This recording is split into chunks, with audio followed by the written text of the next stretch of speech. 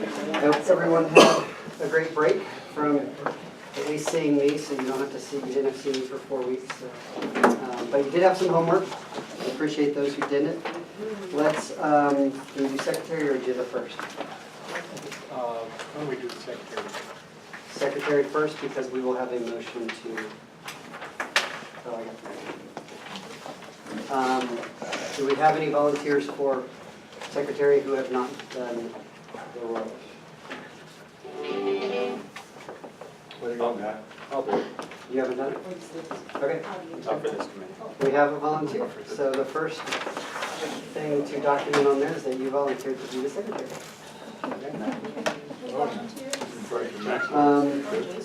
We're going to make a small change to the agenda that you received via email. It's updated in the one that was back here. And that is we are removing policy area 9 and 10 from today's meeting. And the reason is we didn't get the education person to come present to us. So we didn't want to talk about education or quality schools until we have that person, and the goal is to now have that person. The goal is on the 18th, it's not yet confirmed. Because they were not at school today, unfortunately. Yep. And now they have a 2-hour delay tomorrow. Oh, really? Yeah. I think you've got it going on. Okay. And then 10, we don't want to go over because that was not a homework assignment. So we want to not do 10. Is that okay with everyone? Yep. Any issues? Okay.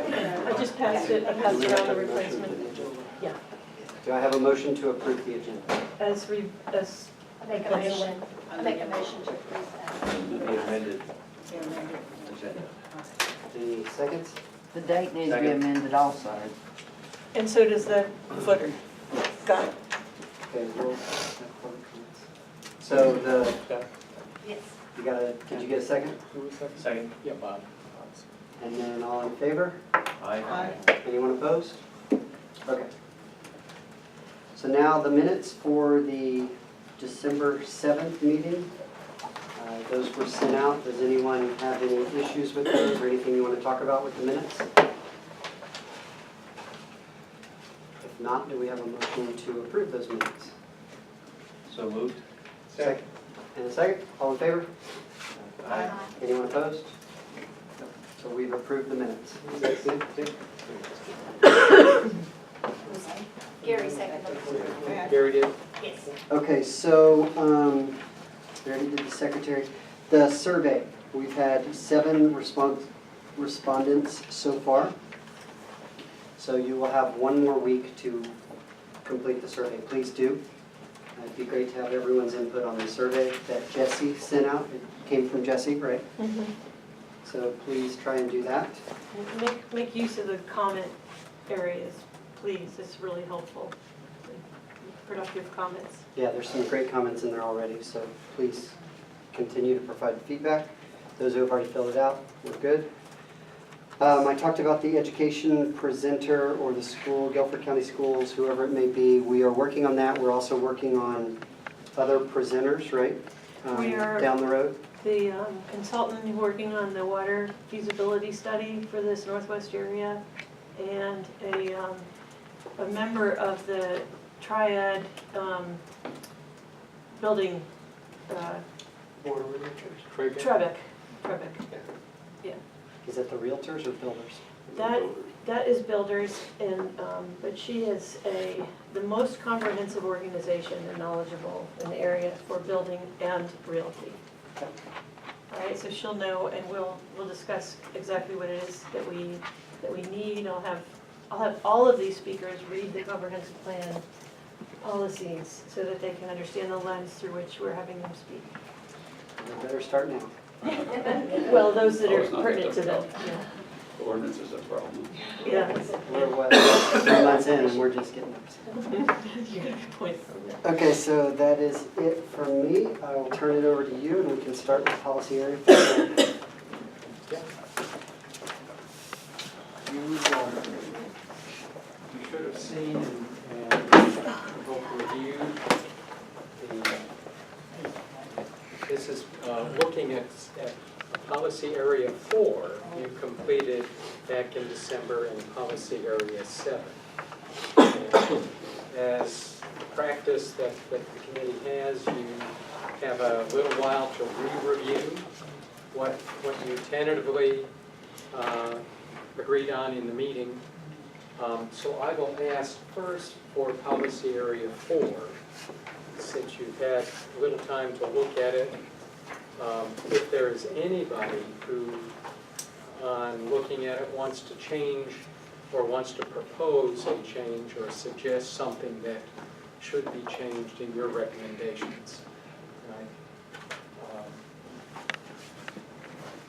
Start first. If you need to warm up a little bit, we can at least bring it up on the screen and look at the areas in green as your recommendations that you made back in December.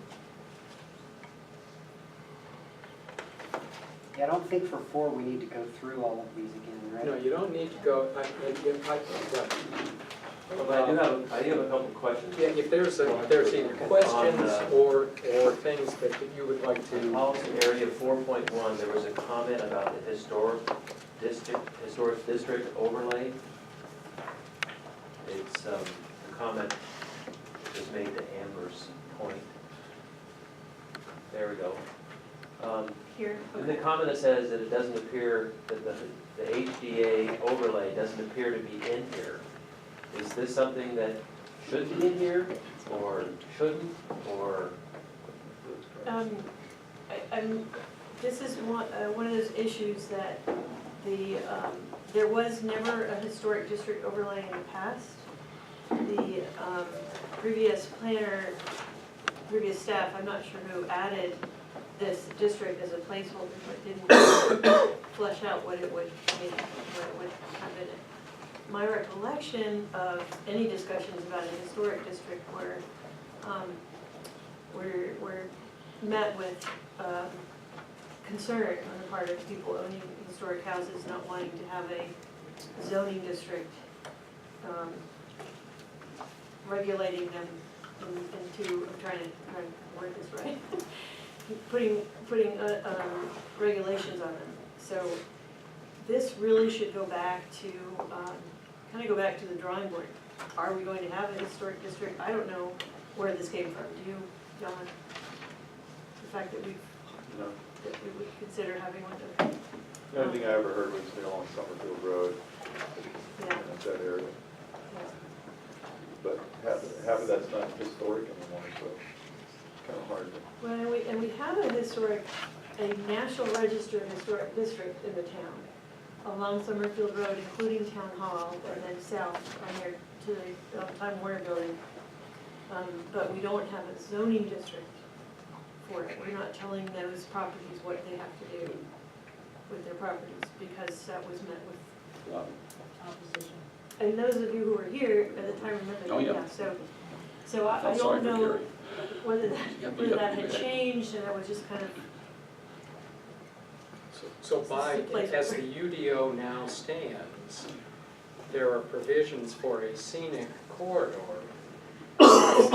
Actually, a special area plan, there was a special area plan done for all of Summerfield Road that identified that section as a historic section and had some just land use guidance. It wasn't, here's what you have to do, like a zoning district would be, but it was for future development, here's what we want to see in that area.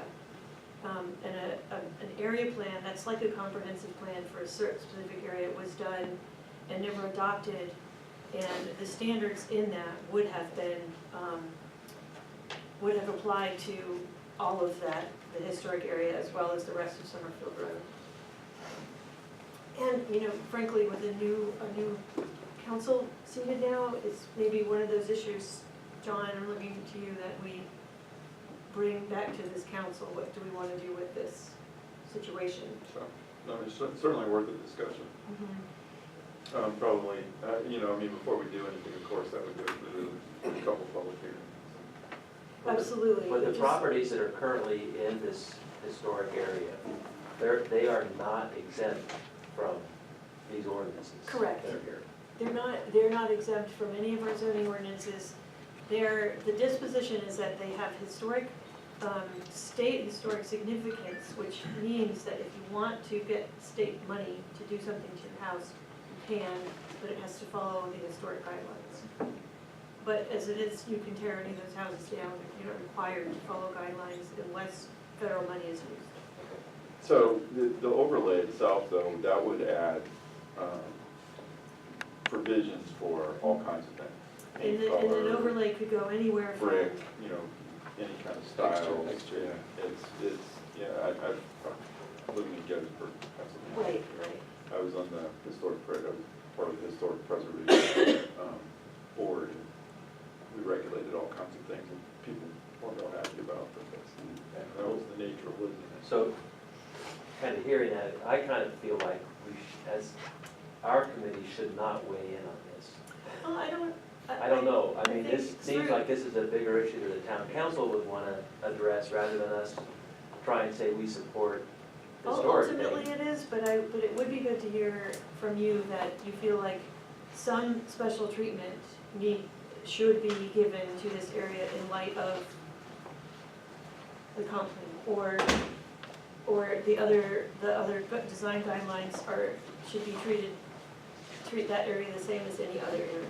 I mean, through the lens of the comp plan, and we can address this more specifically when we get to those policy areas, which is probably smart. You will explicitly have the Summerfield Road focus area as a policy coming up in a couple of weeks. Right. Yeah. And looking at the UDO and it's how the UDO relates to the intent of the comprehensive plan. Does that satisfy your question, or are there other comments on this? The only other comment that I would offer is the question of the impact of, I know we've talked about doing an inventory of historic and and then how would those properties that in the future had historic relevance identified then be impacted by? That discussion was part of the Summerfield, that small area plan. Right. We hadn't talked about how to address that, because like I said, that plan wasn't adopted, so I'm not sure if it's okay for me to distribute it, but it went into that. In fact, the same consultant who did the comprehensive plan did that plan as well. And it went into those kind of details. So Bob, are you questioning whether this should be in here at all? So when I first read through this and thought about this, I thought, are we missing something? Do we want to say we need a historic district kind of overlay or make some? But listening to this, I think it's either more relevant later on when we talk about Summerfield Road, or not at all, because this is, to me, I don't think our committee was asked to design new districts. We were asked to But we review can this. recommend. Well, but I mean, even the Summerfield Road one is a little contentious too, so we'll get to that later, so.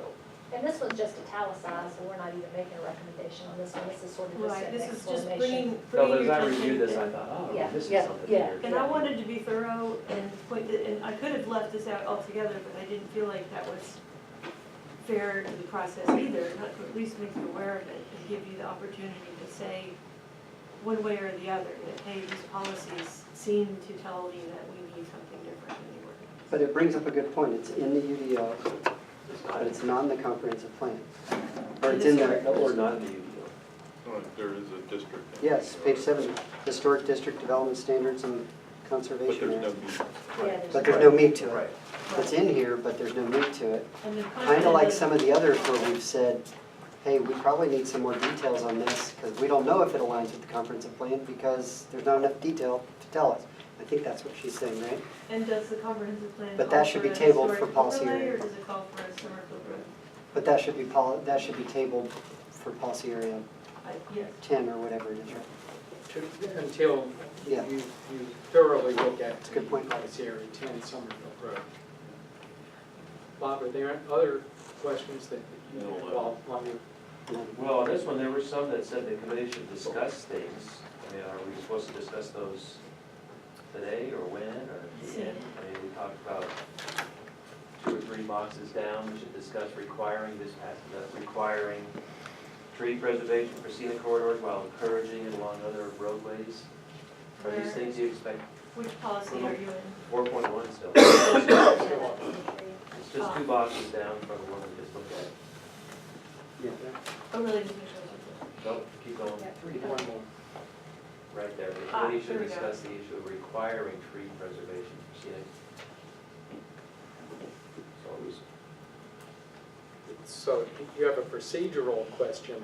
When would the committee look at and there's a few more of these coming up that? Yeah. in the document. And we did look at the tree, didn't we? Didn't we look at the surveys when we looked at, for the tree, when we looked at the bigger picture with the trees and stuff, we did look at tree surveys? Did Yes, make a and we decision? talked about making sure to incorporate tree survey Surveys. requirements Yeah. and preservation plans and Yeah. stuff like that, yeah. And I think here the issue was,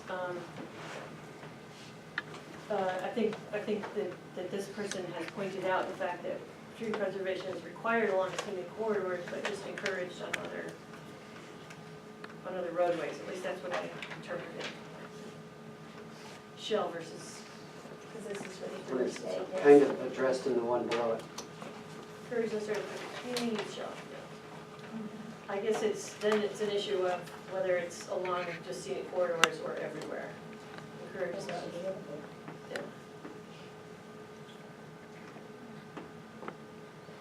That was, So, that was a discussion. What's the date that establishes historic, or does it matter? For what? So For if you're gonna historic have a properties? historic overlay, are some houses excluded, some properties typ- excluded that are newer? Right, typically the criteria is established, and local municipalities follow the criteria that's established by the parks, the National Register of Historic Places. And without going into more detail, their criteria is based on whether a particular house or an area of houses tell a story, and tell a story of its period in time. Or is that story lost? Even the oldest houses are no longer qualified for historic protection in some regards because they've been modified so much over time. It's not a direct answer, John, but it's never a time period because it changes. Is there an interest in discussing whether to retain I'll call it the differential treatment of requiring tree preservation in scenic corridors, but not in others? That's the way the UDO now reads. And unless there is a recommendation from somebody on the committee that should be altered, it will just go as a note that there is a difference, but that What should be, I guess the problem I'm having with the I-73 corridors, I don't understand what control we have over it anymore since it's sort of built. We just have control over properties as they develop. Okay, well then, yes, there should be tree preservation in I-73. For sure along the scenic corridors, the question is whether it should also be required along Other roadways, yes. That's the landscaping buffer bit Yeah, too, right? yeah, which And we already covered, said, yeah. we said that, As long I as mean, all that's required on all new development. Yeah, as long as right? it's, yeah. And existing development, when they reach certain numbers, and then they gotta put in there. So I think we're sort of like double. Yeah, tree Oversight. conservation and buffers and screening and all that should be, well, I think it should be, on scenic corridors and as well as with any new development or existing. I mean, we went through all that, right? Yeah. So it should be. Thought that's what we said.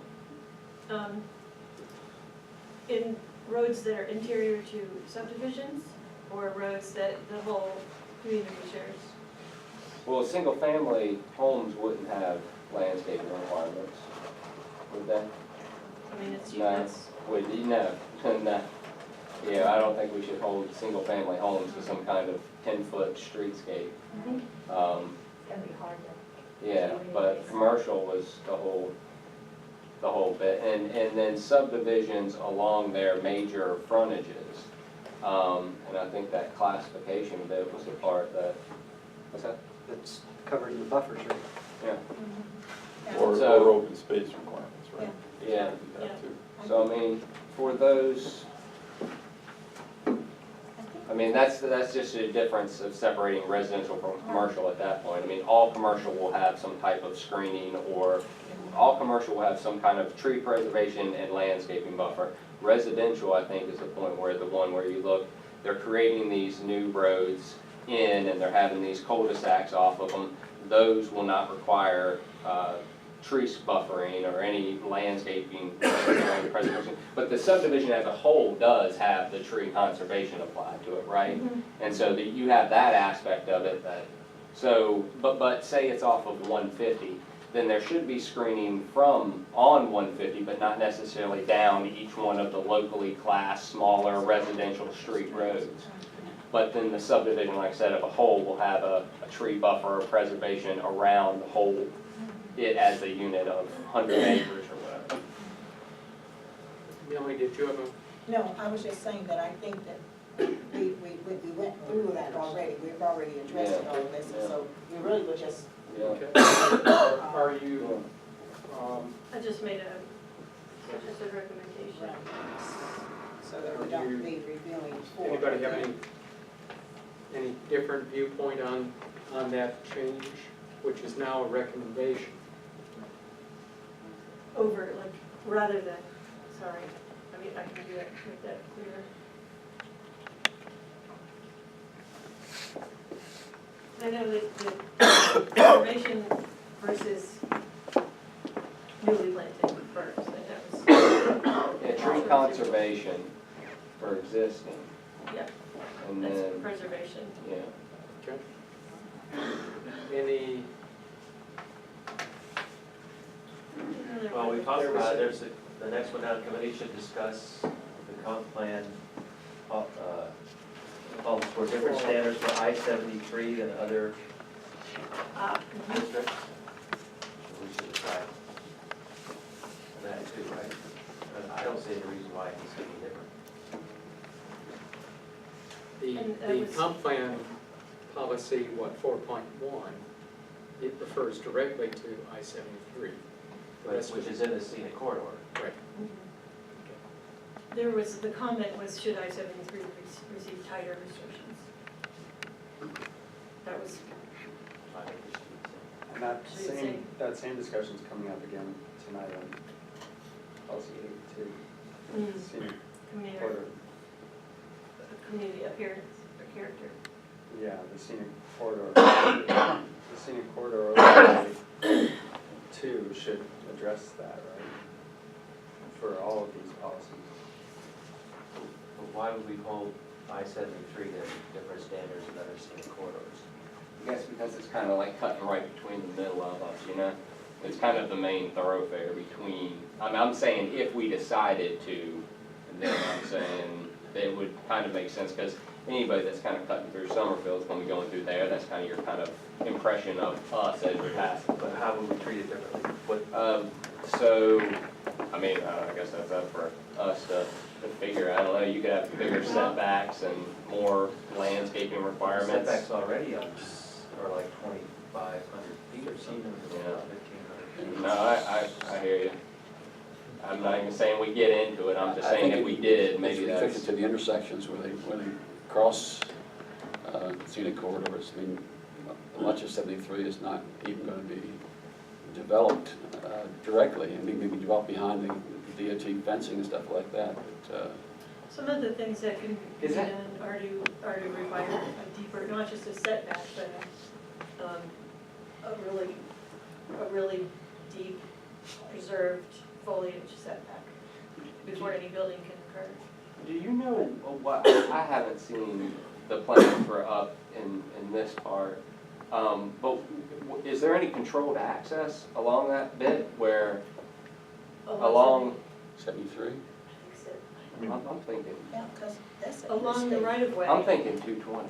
Okay, well, Right. Oh, okay. Where you're talking the fence, the picket fence with the, that's what I'm thinking I about. was thinking 73, we were It has talking the same 73. 73 is the same. 73 Oh, is does same it? fence. Yeah, Oh, yeah, they're okay. both controlled access. Oh, okay, well, 73, yeah, definitely is. yeah. Okay, That control okay. access is just 220 is at different. right of way. Oh, Basically yeah. just at the right of way.